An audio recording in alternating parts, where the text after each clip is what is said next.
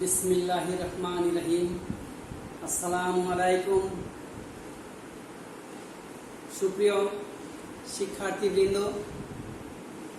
তোমরা যে যেখানে আসো, তোমাদের উদ্দেশ্যে আমি আবারও হাজির হয়েছি একটি অনলাইন ক্লাস নিয়ে। আশা করি তোমরা আমার এই ক্লাসটি দেখে অনেক উপকৃত হবেন। ইতিপূর্বে তোমাদের সামনে আমি একটি সমাস ক্লাসটি পরিচিতি পর্ব তোমাদের সামনে উপস্থাপন করেছি। আজকে আমি দ্বিতীয় সমাসের পাঠ দ্বিতীয় ক্লাসটি নিয়ে তোমাদের সামনে উপস্থিত হয়েছি। এই ক্লাসটি আজকে তোমাদের সামনে উপস্থাপন করব। আশা করি তোমরা মনোযোগ সহকারে, তোমরা যদি ইতিমধ্যে আমার ক্লাসের সাথে জয়েন হয়ে থাকো, তাহলে তোমরা খাতা কলম নিয়ে উপস্থিত থেকে গুরুত্বপূর্ণ পয়েন্টগুলো তোমরা লিপিবদ্ধ করে রাখবে। যারা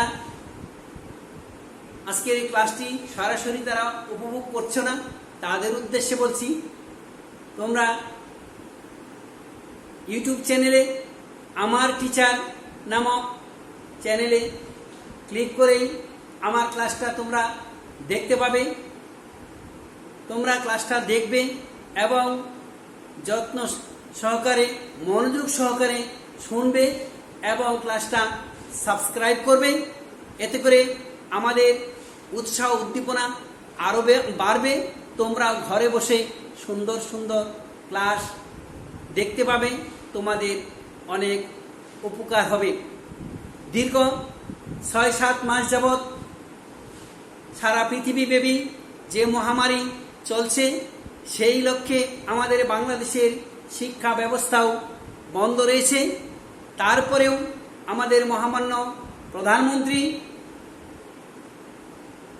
এবং শিক্ষা বিভাগের নির্দেশক্রমে আমরা অনলাইন ক্লাস চালিয়ে যাচ্ছি।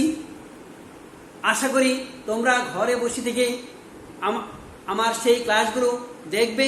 ইনশাআল্লাহ তোমাদের মধ্যে অনেক সচেতনতা এবং এই বিষয়ে তোমরা অনেক কিছু জানতে পারবে। শিক্ষার্থী বন্ধুরা, চলো আজকে আমরা আমাদের ক্লাসে ফিরে যাই। লক্ষ্য করো, আমি বোর্ডে পোস্টার পেপারে কিছু কথা লিখেছি, সেটা তোমরা অনুসরণ করো। সমাস পাঠ 2, কর্মধারয় সমাস। কর্মধারয় সমাস কাকে বলে, সেটা সংজ্ঞাটা আমি তোমাদের সামনে বলছি।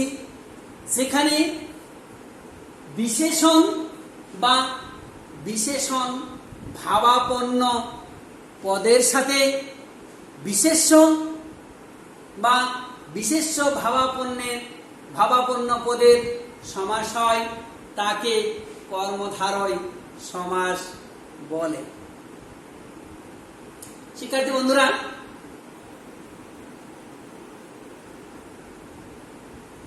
যে সমাসে পরপদের অর্থই প্রধান হয়, তাকে কর্মধারয় সমাস বলে। আমি ইতিপূর্বে তোমাদের ক্লাসে পূর্বপদ, পরপদ, সমস্ত পদ, ব্যাস বাক্য, বিগ্রহ বাক্য, সমাস বাক্য, সমস্ত পদ, সমসমান পদ, এগুলো নিয়ে আলোচনা করেছি। এটা নিয়ে এখন আমি আর আলোচনা করছি না। এবার দেখো, যে সমাসের পরপদের অর্থই সমস্ত পদে রক্ষিত থাকে, তাকে কর্মধারয় সমাস বলে। যেমন নীল যে পদ্ম, নীল পদ্ম। তাহলে কথাটি লক্ষ্য করো, নীল যে পদ্ম, নীল পদ্ম। তাহলে নীল কথাটি সমস্ত পদে বেশি রক্ষিত হয়। আমি আগে বলেছি, যে সমাসের পরপদের অর্থই সমস্ত পদে রক্ষিত হয়। নীল যে পদ্ম, নীল পদ্ম, তাহলে পদ্ম কথাটি বেশি এখানে রক্ষিত হচ্ছে। সুতরাং যে পদের পরপদের অর্থই, তাহলে এটা হচ্ছে পূর্বপদ, এটা হচ্ছে পরপদ বা উত্তর পদ, এটা হচ্ছে ব্যাস বাক্য। তাহলে যে সমাসের পরপদের অর্থই সমস্ত পদে রক্ষিত হয় তাকে কর্মধারয় সমাস বলে। যেমন নীল যে পদ্ম, নীল পদ্ম, তাহলে পরপদের অর্থই সমস্ত পদে রক্ষিত রয়েছে, সুতরাং এটা হচ্ছে কর্মধারয় সমাস। আবার শিক্ষার্থী বন্ধুরা, আমি আবার তোমাদের সামনে একটু বলতে চাচ্ছি, কর্মধারয় সমাসে যে ব্যাস বাক্যগুলো হয়, যে সমস্ত শব্দগুলো ব্যবহৃত হয়, যেমন যে, সে, যেই, সেই, যিনি, তিনি, যা, তা, এই সমস্ত শব্দগুলো ব্যাস বাক্য রূপে কর্মধারয় সমাসে ব্যবহৃত হয়। সুতরাং এইগুলাই হচ্ছে কর্মধারয় সমাস। আমি কয়েকটি উদাহরণ টানছি। যেই চালাক, সেই চতুর, চালাক চতুর। যিনি জজ, তিনি সাহেব, জজ সাহেব।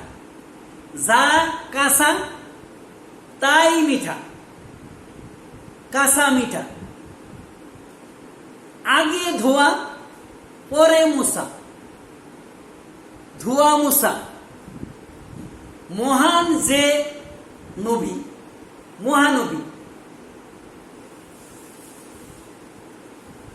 তাহলে আমি যে কথাগুলো বললাম তোমাদের সামনে, যে, সে, যেই, সেই, যিনি, তিনি, যা, তা, এই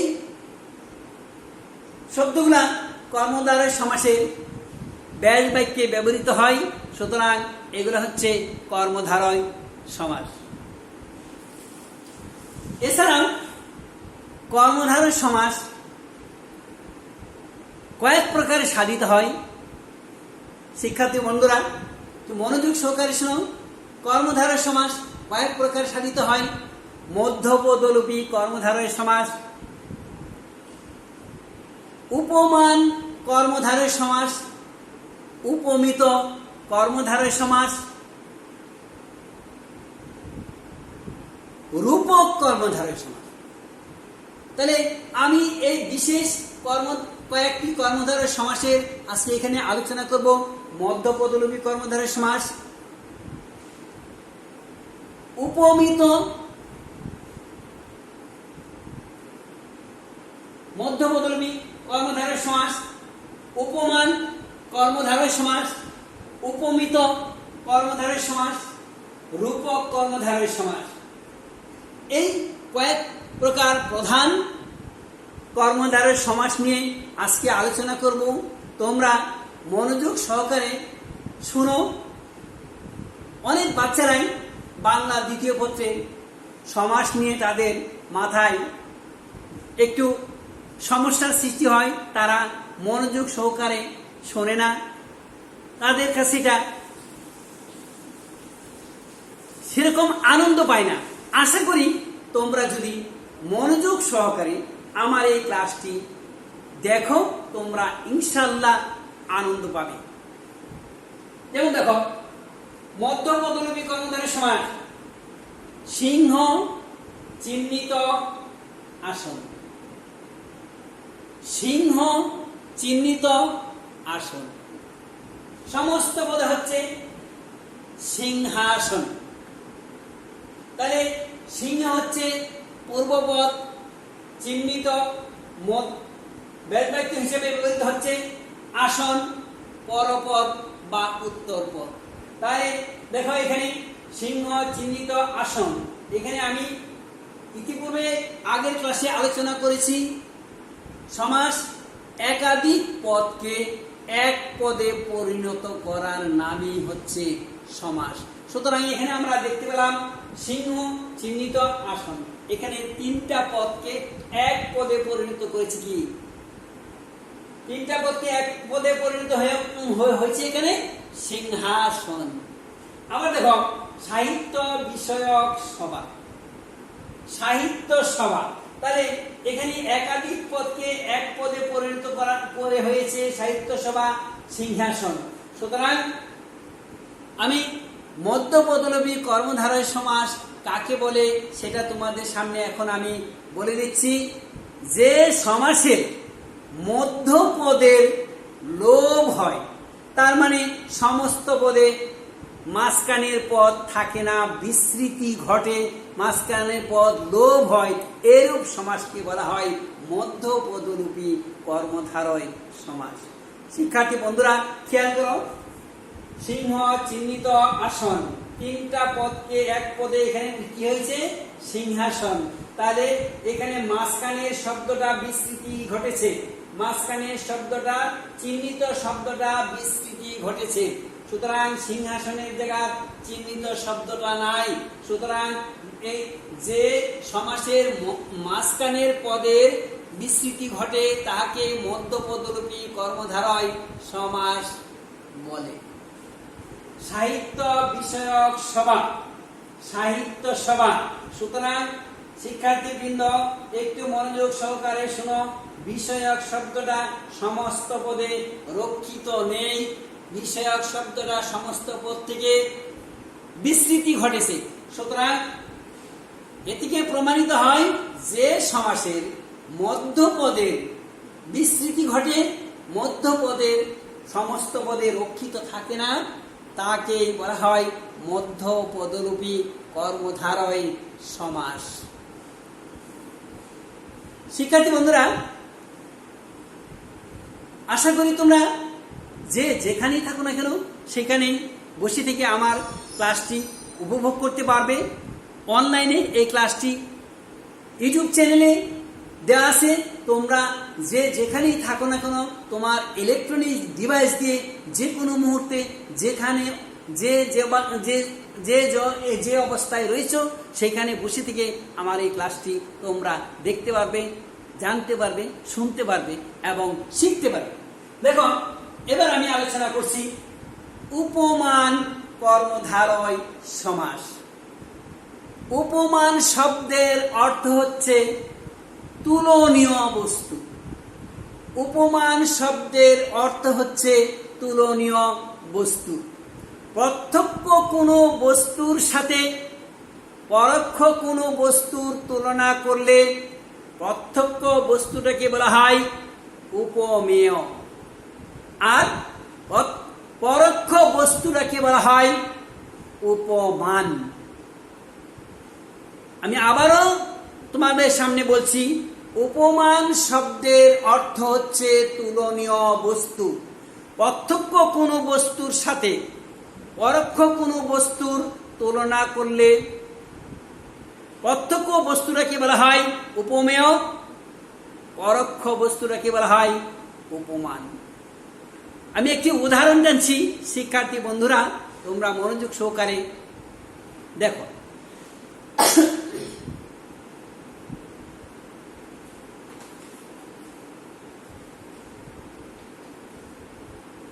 ভ্রমরের ন্যায় কৃষ্ণ কেশ।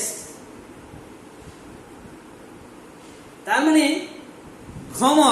ভ্রমর একটি প্রাণী, ভ্রমরের ন্যায় কৃষ্ণ কেশ। আমি আগে বলেছি প্রত্যক্ষ মানে যা আমি চোখের সামনে দেখছি সেটাই হচ্ছে প্রত্যক্ষ। যা আমার দৃষ্টির মধ্যে নেই সেটাই হচ্ছে পরোক্ষ। প্রত্যক্ষ শব্দটা ভালো করে খেয়াল করো, যা আমার দৃষ্টির মধ্যে আছে সেটাই হচ্ছে প্রত্যক্ষ, যা আমার দৃষ্টির মধ্যে নাই সেটাই হচ্ছে পরোক্ষ। তাহলে প্রত্যক্ষ বস্তুটাকে বলা হবে কি, যা আমি চোখের সামনে দেখছি সেটাই হচ্ছে উপমেয়, যা আমার চোখের সামনে নেই সেটা হচ্ছে উপমান। আমি একটি উদাহরণ টানলাম, সেখানে দেখো ভ্রমরের ন্যায় কৃষ্ণ কেশ। তাহলে ভ্রমর আমার দৃষ্টির মধ্যে নেই, সুতরাং ভ্রমর হচ্ছে পরোক্ষ, এটা হচ্ছে কি উপমান। কেশ, কেশ আমার দৃষ্টির মধ্যে আছে, আমার মাথায় চুল আছে, সুতরাং চুলটা হচ্ছে কেশ। হাতে লোম আছে, এটা কেশ। সুতরাং এই কেশটাই হচ্ছে কি উপমেয়, আর যা আমার দৃষ্টির বাইরে সেটা হচ্ছে কি ভ্রমর, সেটা হচ্ছে কি উপমান। শিক্ষার্থী বন্ধুরা মনোযোগ সহকারে শোনো, এই উপমান কর্মধারয় সমাসের মধ্যে একটি সাধারণ গুণের উল্লেখ থাকবে, সাধারণ ধর্মের উল্লেখ থাকবে, যেটা হচ্ছে ভ্রমর এবং কেশ। ভ্রমর এবং কেশ এর মধ্যে একটি সাধারণ গুণ, তোমরা কি জানতে পারছো কি গুণটা হতে পারে? ভ্রমর জিনিসটা কালো, কেশও কালো। তাহলে ভ্রমর এবং কেশের মধ্যে একটি কমন জিনিস আমরা দেখতে পাচ্ছি, সেটা হচ্ছে কালো। ভ্রমর কালো, চুলও কালো। তাহলে এই উপমান কর্মধারয় সমাসের মধ্যে একটি সাধারণ গুণের কথা উল্লেখ রয়েছে, সেই গুণটা হচ্ছে কৃষ্ণত্ব হলো কালো। যেমন ভ্রমরের ন্যায় কৃষ্ণ কেশ, আর এই কৃষ্ণত্ব হলো কি সাধারণ ধর্ম। সুতরাং এই ভ্রমর এবং কেশের মধ্যে সাধারণ গুণ হচ্ছে কালো। এই কালোটাই হচ্ছে উপমান। প্রশ্ন আসছে এখানে, উপমান শব্দের অর্থ তুলনীয়, প্রত্যক্ষ কোনো বস্তুর সাথে পরোক্ষ কোনো বস্তুর তুলনা করলে প্রত্যক্ষ বস্তুটা কি বলা হয় উপমেয়, পরোক্ষ বস্তুটা কি বলা হয় উপমান। এই দুটার মধ্যে একটি সাধারণ গুণ, ভ্রমর কালো, কেশও কালো, এই একটা সাধারণ গুণ রয়েছে, কমন রয়েছে। সুতরাং এটাই হচ্ছে কি উপমান কর্মধারয় সমাস। শিক্ষার্থী বন্ধুরা আশা করি তোমরা যেখানেই থাকো না কেন আমার ক্লাসটা একটু মনোযোগ সহকারে দেখবে, ইনশাল্লাহ তোমরা অনেক উপকৃত হবেই।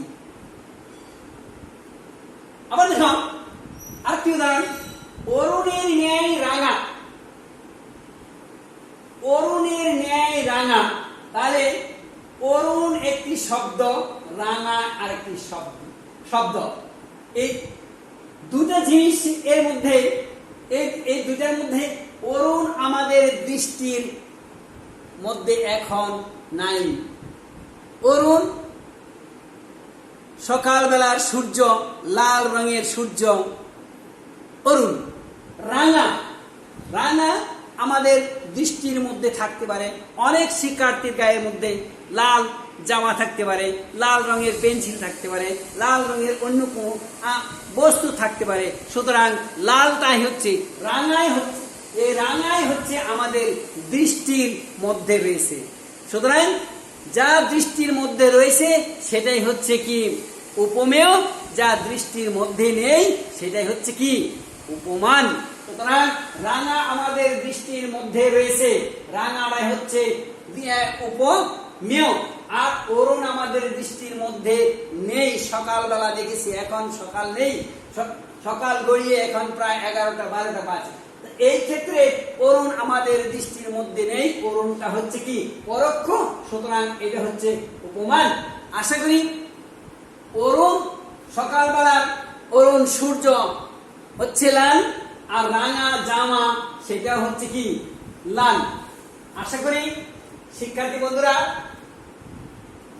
বন্ধুরা অরুণ এবং রাঙার মধ্যে সাধারণ ধর্ম হচ্ছে কি লাল। আগের উদাহরণে আমরা দেখেছিলাম কি সাধারণ ধর্ম ছিল কি কালো, এবং এখনকার উদাহরণে সাধারণ ধর্ম হচ্ছে লাল। সুতরাং এটা হচ্ছে উপমান কর্মধারয় সমাস। তদ্রূপভাবে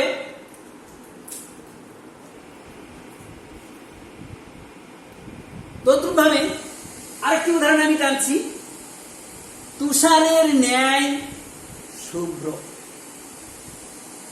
তুষারের ন্যায় শুভ্র, তাহলে তুষার তো বরফ,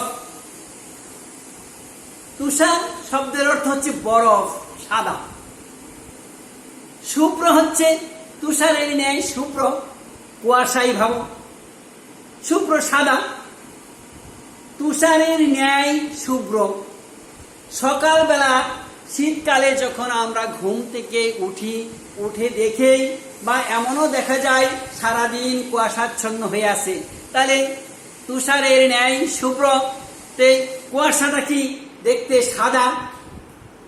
আর তুষার হচ্ছে বরফ, যেখানে পাহাড় পর্বতে থেকে নদী নালা সেরকম বরফ গলে, বরফ আমাদের, তুষার আমাদের দৃষ্টির মধ্যে নেই, শুভ্র আমাদের দৃষ্টির মধ্যে রয়েছে। সুতরাং শুভ্র হচ্ছে উপমেয়, তুষার হচ্ছে উপমান। তাহলে তুষার এবং শুভ্রর মধ্যে সাধারণ একটি গুণের কথা উল্লেখ রয়েছে। সুপ্রিয় শিক্ষার্থী বন্ধুরা, আশা করি তোমরা এটার গুণটা কি উল্লেখ করতে পারবে। তোমাদের কাছে প্রশ্ন রইল, তোমরা তুষার এবং শুভ্রের মধ্যে সাধারণ গুণটা উল্লেখ করবে। তোমরা নিজেরা বের করবে, আমি তারপরেও তোমাদের সামনে বলে দিচ্ছি। তুষার সাদা, শুভ্র সাদা, এটার মধ্যে সাধারণ গুণের কথা, সাধারণ কমন জিনিস রয়েছে, সেটা হচ্ছে সাদা। সুতরাং এটাও উপমান কর্মধারয় সমাস। আশা করি শিক্ষার্থী বন্ধুরা তোমরা এই উপমান কর্মধারয় সমাস সম্পর্কে ধারণা পাবে।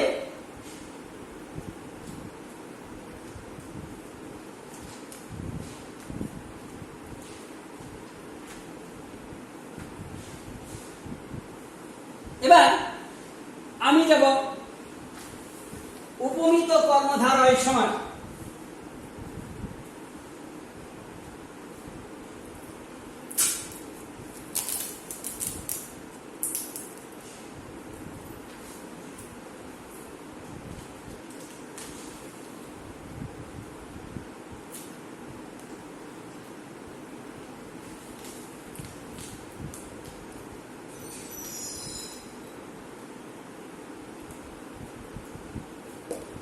উপমিত কর্মধারয় সমাস, যে সমাসের মধ্যে সাধারণ কোনো গুণের উল্লেখ থাকে না।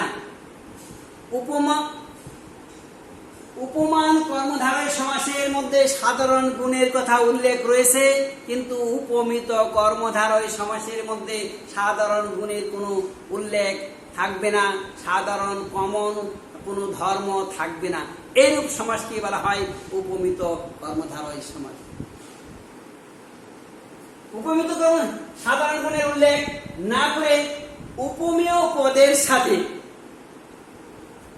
উপমানের যে সমাস হয় তাকে উপমিত কর্মধারয় সমাস বলে। এই সমাসে উপমেয় পদটি পূর্বে বসে, যা আমাদের চোখের সামনে, সেই পদটি আগে থাকবে। মুখ চন্দ্রের ন্যায়। তাহলে শিক্ষার্থী বন্ধুরা আশা করি বুঝতে পারবে, আমি বলছি উপমেয় পদটি পূর্বে বসে, পূর্বে মানে আগে। তাহলে উপমেয়, মুখ যা আমার দৃষ্টির মধ্যে রয়েছে সেটা হচ্ছে কি মুখ। তাহলে মুখ হচ্ছে উপমেয়, চন্দ্র আমার দৃষ্টির মধ্যে নাই, সুতরাং চন্দ্র হচ্ছে উপমান। যেহেতু এখানে বলা হয়েছে এই সমাসে উপমেয় পদটি পূর্বে বসে এবং উপমান পদটি পরে বসে। মুখ চন্দ্রের ন্যায়, মুখ চন্দ্র। পুরুষ সিংহের ন্যায়, সিংহ পুরুষ। তাহলে পুরুষ শব্দটা হচ্ছে উপমেয়, সিংহ হচ্ছে পরোক্ষ, আমার দৃষ্টির মধ্যে নাই, সেটা হচ্ছে পরোক্ষ, এটা হচ্ছে উপমান। সুতরাং পুরুষ সিংহের ন্যায়, এটা হচ্ছে সিংহ পুরুষ। তাহলে উপমান এবং উপমিত কর্মধারয় সমাসের মধ্যে পার্থক্য এটাই, উপমান কর্মধারয় সমাসের মধ্যে সাধারণ গুণের কথা বা সাধারণ ধর্ম উল্লেখ থাকে, উপমিত কর্মধারয় সমাসে সাধারণ গুণ বা ধর্ম উল্লেখ থাকে না। এই হচ্ছে উপমান এবং উপমিত কর্মধারয় সমাসের মধ্যে পার্থক্য। শিক্ষার্থী বন্ধুরা, আশা করি তোমরা আমার এই ক্লাসটি মনোযোগ সহকারে দেখলে তোমাদের ভিতরে সমাস ভীতি নামক শব্দ বলতে কোনো কিছু থাকবে না। ইনশাল্লাহ তোমরা এই বাংলা দ্বিতীয় পত্রের মধ্যে অবশ্যই মজা পাবে এবং এই সমাস তোমাদের মধ্যে চিরতরে স্থায়ী রূপ লাভ করবে, কোনো সময় সমাস আর ভুলবে না। এবার আমি আলোচনা করব রূপক কর্মধারয় সমাস। রূপক উপমান ও উপমেয়ের মধ্যে, উপমান এবং উপমেয় পদের মধ্যে অভিন্নতা কল্পনা করা হলে রূপক কর্মধারয় সমাস হয়। এই সমাসে উপমেয় পূর্বে বসে, উপমেয় পদটি পূর্ব বসে, উপমান পদ পরে বসে। এই সমাসে আরেকটি জিনিস লক্ষ্য রাখবে, রূপ কথাটি ব্যাস বাক্য হিসাবে ব্যবহৃত হয়। রূপক কর্মধারয় সমাসে রূপ কথাটি ব্যাস বাক্য হিসাবে ব্যবহৃত হয়, যেমন মন রূপ মাঝি, মন মাঝি। বিষাদ রূপ সিন্ধু, বিষাদ সিন্ধু। তাহলে দেখো, মন রূপ মাঝি, মন মাঝি। বিষাদ রূপ সিন্ধু, বিষাদ সিন্ধু। তাহলে শিক্ষার্থী বন্ধুরা, কর্মধারয় সমাসের প্রধান কয়েকটি এই সমাস আমি এখানে আলোচনা করলাম। আশা করি এই আলোচনার মধ্যে তোমরা যথেষ্ট তোমাদের ভিতরে যে ভয়ভীতি ছিল সেই ভয়ভীতি ইনশাল্লাহ কেটে যাবে। আমরা এখানে আলোচনা করলাম মধ্যপদরূপী কর্মধারয় সমাস, উপমান কর্মধারয় সমাস, উপমিত কর্মধারয় সমাস, রূপক কর্মধারয় সমাস। এছাড়াও আরো বিভিন্ন ধরনের সমাস রয়েছে, যেটা